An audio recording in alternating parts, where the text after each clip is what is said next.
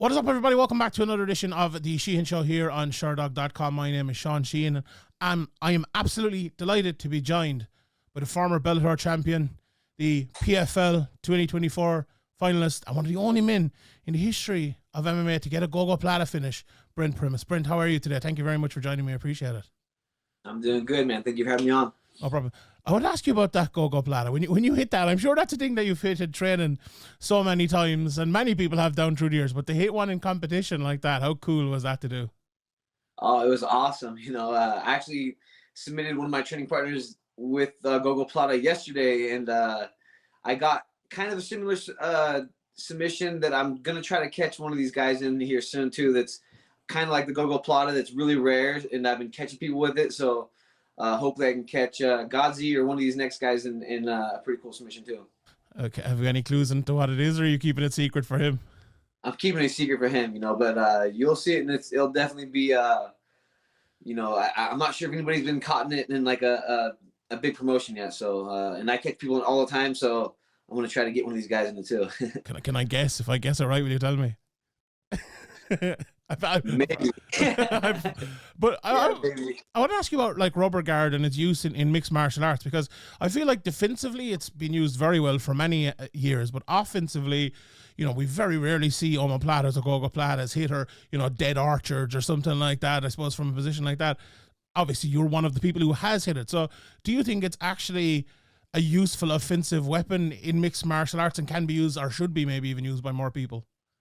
Oh yeah, I really think it is, especially when they're in my guard and they're trying to punch me. Like once I get that omoplata, that Gogo Plata, it stops them from punching me, and they have to be on the defense. And off that omoplata, I got a lot of sweeps and a few different submissions that I catch a lot of people in. And don't be surprised if I catch somebody else with it or something kind of like it. What about jiu-jitsu itself in mixed martial arts? Because like if you look at the numbers, say at the top level of mixed martial arts, there's fewer and fewer submissions all the time. And obviously, jiu-jitsu maybe 10 years ago, 15 years ago, there wasn't maybe as many black belts or as many high-level brown belts or even high-level guys with lesser belts who were as good defensively. So it's obviously harder to finish guys. Is there a bit of a comeback, do you think? Like for you yourself, you catch people often and you're very good and very tricky with your attacks on the ground, but I suppose worldwide in MMA, what's your view on that, like the jiu-jitsu's lessening role, I suppose, as a finishing maneuver in mixed martial arts? Yeah, kind of like you said, I think that now there's more people that are doing jiu-jitsu that are higher belts. There's more black belts than there was back in the day, and I think people are just have better defense than say 10 years ago, to jiu-jitsu. I think, if you're a high level mixed martial artist, most of the time you're a black belt or, close to it or whatever. So I feel like it's a little harder to catch people in submissions maybe these days because everybody's doing jiu-jitsu and everybody's, catching onto the game or whatever. But I feel like for me, it's different because I started training in the gi, and I was training in the gi and competing in worlds and Pan Americans and US nationals and stuff like that. And I think a lot of people don't train in the gi now, or at least they have like a black belt in like no gi or MMA. But I think the gi helps your jiu-jitsu with just being really technical and tight. And I feel like since I started in the gi, I feel like my jiu-jitsu is tighter and more technical than if I was to just do like 10th Planet or got my black belt in like no gi or whatever, or MMA. So I think the gi helps out so much, and especially once you can transition a lot of your submissions and sweeps from gi to no gi like I have. And I feel like there's levels, to it. And I think if you're a black belt in the gi first, and then I feel like you have an advantage just on the technical side and being tight and everything. So I'm really happy that I was training the gi, the first part of my career, and that was like my life when I first started training jiu-jitsu. Was all in the gi, and I really think it helped me just being more technical for sure. Do you think there's any reason why even say like I suppose an offensive / defensive maneuver, like say like a Kimura sweep, isn't done as much in mixed martial arts anymore. Do you have any idea why those type of things kind of they sometimes they happen and sometimes they don't happen for a very, very long time? And like, even I was going to ask you as well, like, you've had a lot of matchups, like you took on Jake Shields in grappling and stuff like that. Does that help you, like, bring maneuvers like that into your MMA career, whereas others maybe don't practice them as much?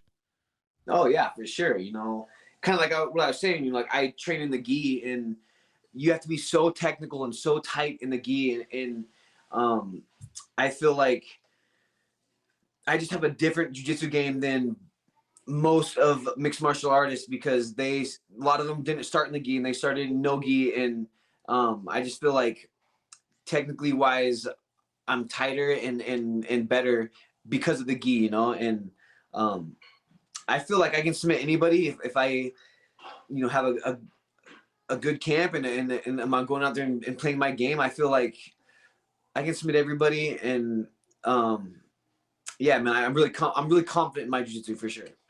I was looking at your record in Sherdog, and there's like almost like a clear kind of half time in your career. So the first 10 years of your career, you only had 10 fights. And in the last 4 years, this will be your 9th fight.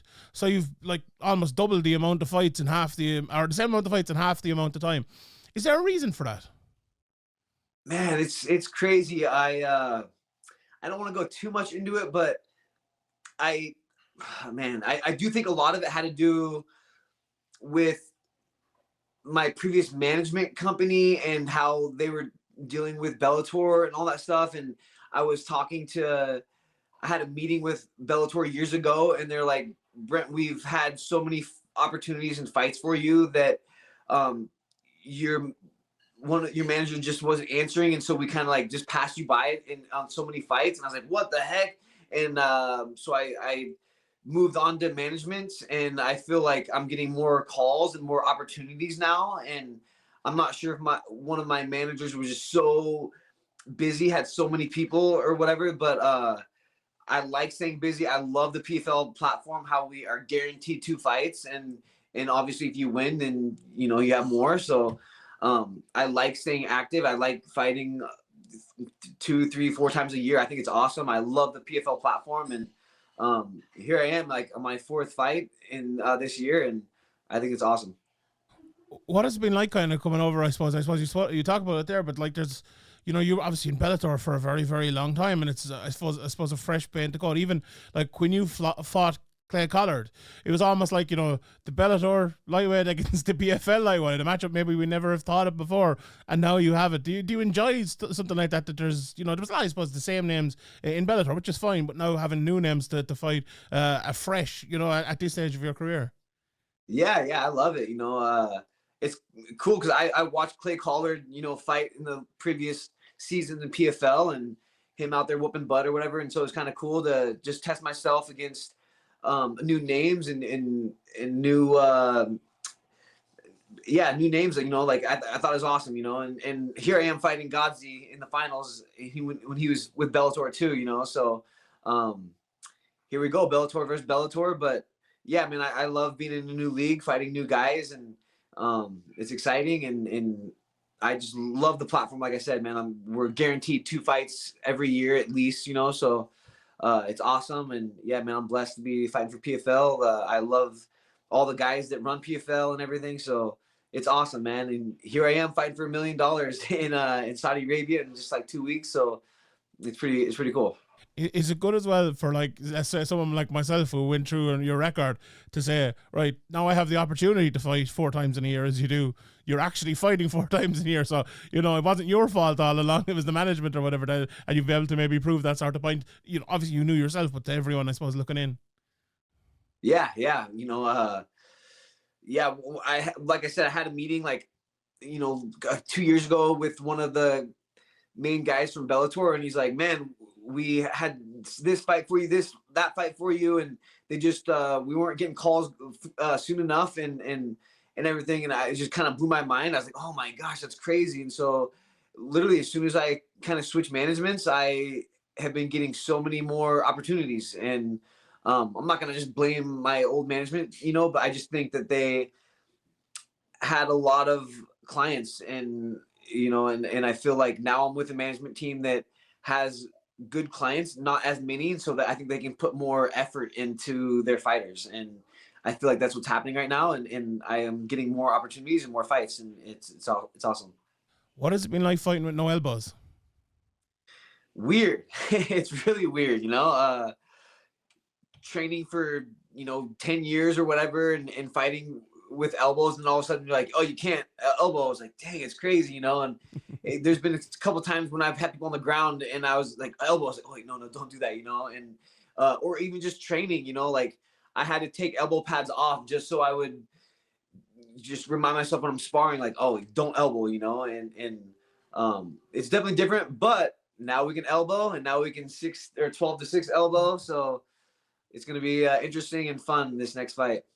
So the elbow, they are. I was going to ask you that they are legal for your fight coming up, so you'll be able to elbow Gadzhi in this fight. Yeah, exactly. Perfect. I'm gonna elbow the crap out of that dude. Sounds good. If you had your choice starting from 2025, would you go back into the tournament for next year, or would you like to maybe go back to Bellator and have some fights over there? I would love to do the PFL the next season in 225. I would love it, just because, like I said, we're guaranteed 2 fights, and then not only that, there's that $1 million hanging at the end of that light, So I love PFL. It's awesome, and it's an opportunity to change my life and my family's life, for that $1 million. And I've already had 3 fights this year, which I've made some pretty good money. And man, I love PFL. They're awesome. It's pretty cool. Would the $1 million, you feel free to tell me to mind my own business here, but would the $1 million be your biggest ever payday? Yeah, for sure. It would be, like I said, I've fought 3 times and I've already made a fairly good amount of money this year. And I'm not done yet, man. I got another $1 million to win. So let's do this. Obviously, I was asking about Bellator, and obviously you're synonymous with Bellator, and the last, I suppose, 2 events of the year have been cancelled with Bellator, and we're unsure of the future. But PFL/Bellator will go on anyway. Let's say if and when Bellator was to die out, would that be kind of a sad day for you, considering, like, I suppose, what Bellator did for your career and what obviously what you did for Bellator as well? Yeah, for sure.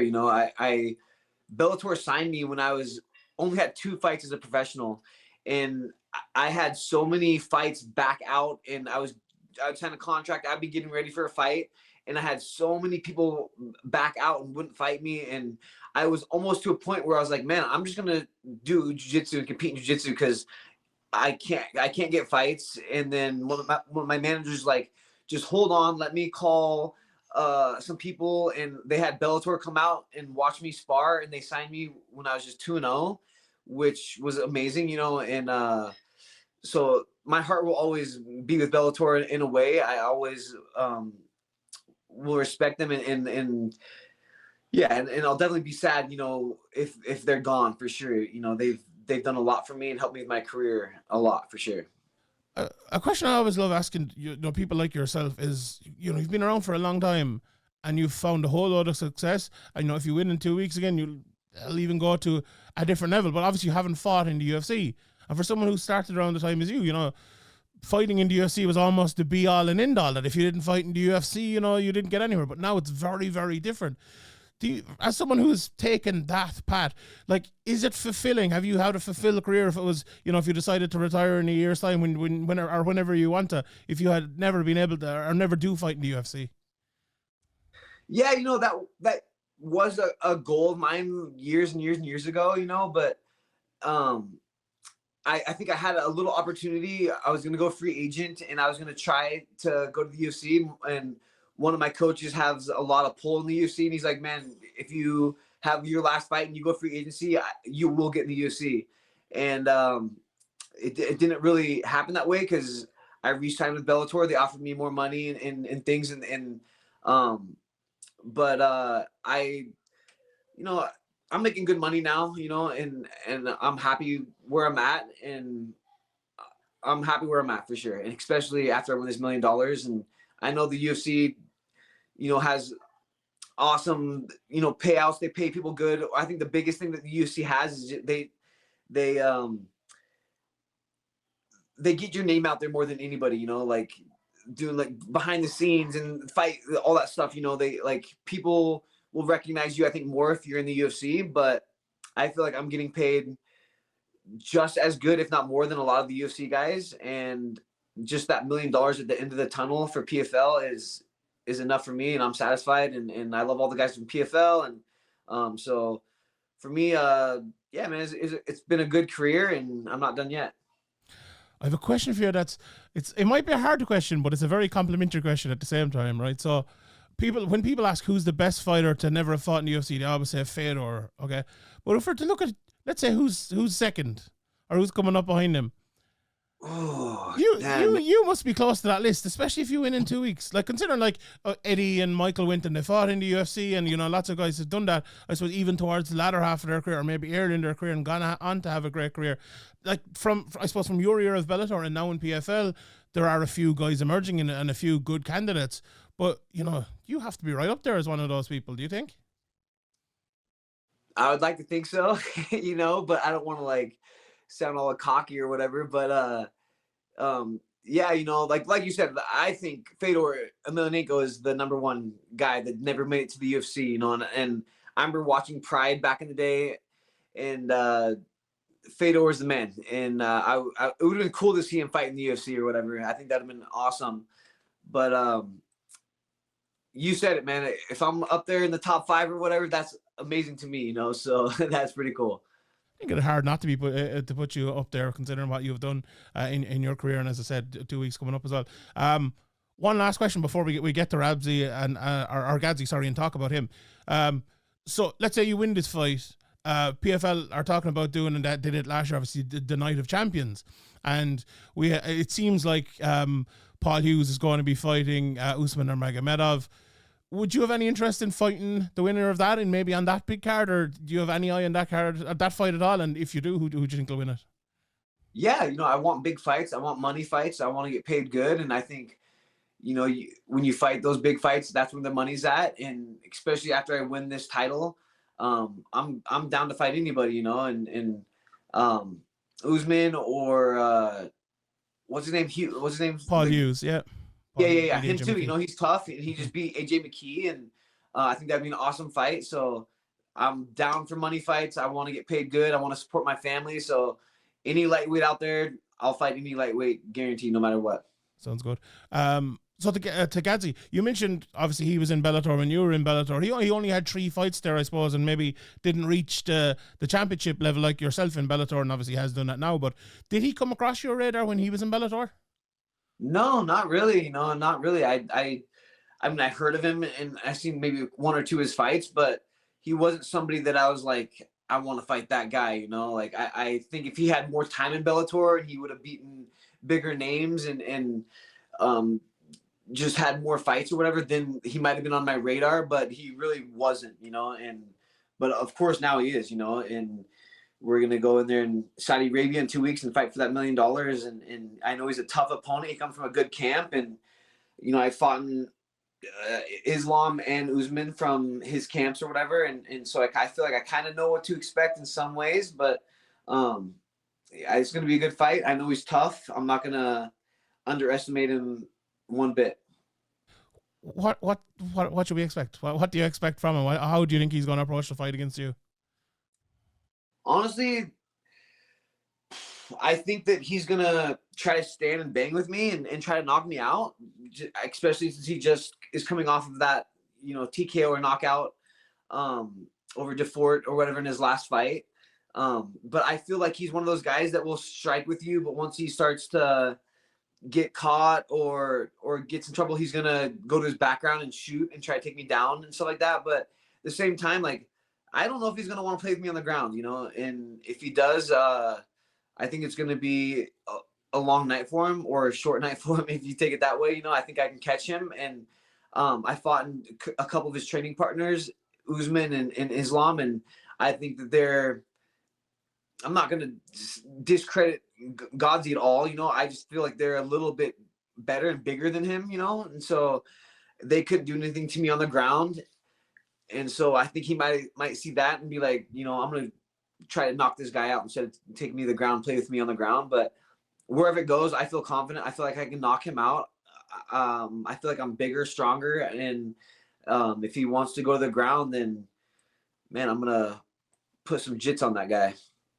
That was one of the questions I was going to ask you. If he wants to take you down, or like, are you happy for him to take you down? Is the thing like if he takes you down, like some people, if they got taken down by him, they'd be like, oh no, nightmare. Can't wait for the bell to get to the next round. Are you kind of the opposite? Do you almost want to be taken down by him? Yeah, you know, like don't care at all. Like, man, honestly, like if they want to start this fight with him on my back or on top of me, do it, bro. You know, like I am so confident in my jiu-jitsu. You know, I have black belts, high level black belts that I train with all the time, and I have them start on my back on mount. I start in bad positions and I get out and submit these dudes. I feel man, I can't say it enough. I'm confident in my jiu-jitsu, you know, like if they literally, I will let him start on my back if they want in this fight. I am not scared of that. And I am, man, it's just a matter of time. If I have enough time with him on the ground, I will catch him or get him in a lot of trouble. The fireworks are going off behind you there. They're getting excited. They're getting excited. I saw that. Yeah.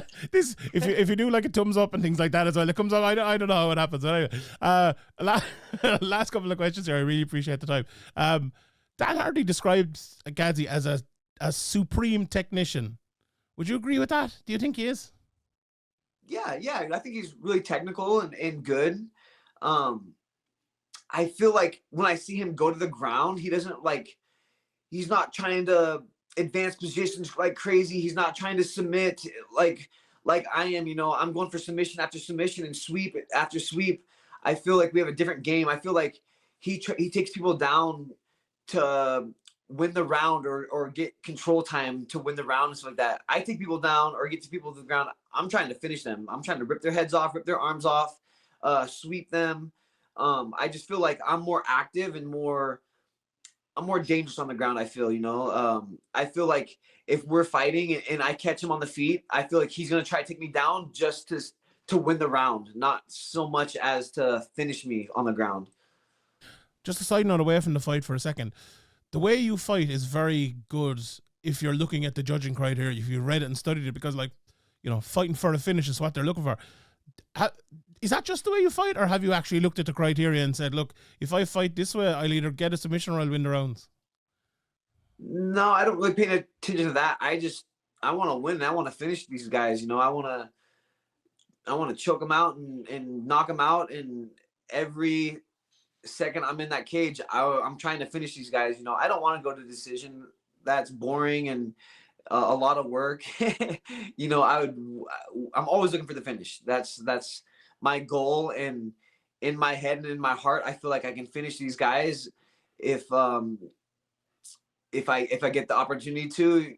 I will try to finish this guy. And if I was to take this guy down and put him in, if I was in his guard, I'm not just gonna sit there and punch him. I'm gonna punch, pass, submit. I'm gonna use my punches to pass. I'm gonna use my passes to punch. I'm gonna try to finish this guy. You won't see me just laying on him and doing these little pitter patter punches and trying to win the round. You know, I'm looking for that finish all the time. I love it. You mentioned earlier about his knockout at Dufort and also his last knockout against Carey and Bellator. They're both with the left hook. So like, look, the obvious thing for you to be looking out for the left hook, be a bit wary about it. But is it tough to actually do that, to like concentrate on defending one thing, as like adjustments for that might actually hurt something in your game, whether it's something else defensively or something offensively yourself? Is that something you actually can do to concentrate on one certain thing, or do you just have to be completely fundamental in all areas and look out for everything? But considering, I suppose, he has 2 knockouts with that big left hook, is it something that you need to concentrate on? Yeah, for sure. I think you'd be dumb if you're not expecting that left hook, or if you're not training for it. You know, like every sparring session, I tell my training partners, try to knock me out with your left hook, you know, and every sparring session, I'm literally telling my guys, throw that left hook at me, try to knock me out with that left hook. I want you to fucking throw that left hook and throw bombs at me. And it keeps my right hand up, you know, like I'm sparring, this right hand is up, you know, like I'm ready for it. And like you said, he's gotten 2 knockouts off of that left hook. So I've been really having my right hand glued to my head, but not only that, I got a couple things for that if he does throw that left hook. So we'll see how it happens, but I'm ready for it for sure. Sounds good. And the last thing, I usually ask you for a prediction, but you kind of already told me you've a sneaky submissions coming. So I want to know, you've Christmas is coming up here. You're about to have $1 million in the back pocket. What are you going to buy? What's going to be the big Christmas present that's coming out this year? I want to know. Oh man, for me, I've been training my butt off for the last like 6 or 8 months, like, and I haven't really been around my family and my kids as much as I want to be. Oh, it makes me almost want to cry. My kids are like amazing, and I feel like I've missed football games and school recitals and things, and for me, my kids are my life. They're like it's like my happiness, is my kids. And so the biggest thing I want to do is go on vacation after this fight with my kids for like a month. Eat pizza, cake, ice cream, and just hang out with my kids and on a beach somewhere for like a month. That sounds so cool to me. But I mean, obviously I'm going to try to invest a little bit and, finish buying off my house and stuff like that, but I just want to hang out with my kids and my wife and sit on a beach and get fat for a couple weeks and then get back for this 225 PFL season. I was going to say you come to Ireland, but you want sunshine on the beach, so probably not Ireland at this time of the year anyway. So, Brent, best of luck in 2 weeks. I can't wait for it. It's to me the standout fight on the night, and I think it's going to be a really, really enjoyable one. Best of luck, and enjoy the time with the family afterwards as well. Thank you, man. I really appreciate it. Thanks for having me on. No problem.